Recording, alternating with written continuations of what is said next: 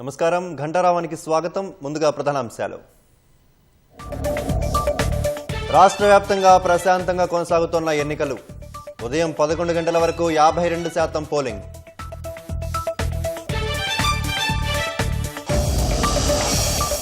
సూర్యాపేట జిల్లాలో పోలింగ్ విధుల్లో ఉన్న హెడ్ కానిస్టేబుల్కు గుండెపోటు. ప్రాథమిక చికిత్స అనంతరం ఆసుపత్రికి తరలించిన పోలీసులు. ఏపీలోని ఆదోనిలో పత్తి జిన్నింగ్ పరిశ్రమలో భారీ అగ్ని ప్రమాదం. మంటల్ని అదుపులోకి తీసుకొచ్చేందుకు తీవ్రంగా శ్రమిస్తోన్న ఫైర్ సిబ్బంది. గోవా నైట్ క్లబ్ యజమానులు లూథ్రా సోదరులు అరెస్ట్. థాయిలాండ్ నుంచి భారత్కు తీసుకొచ్చేందుకు చర్యలు.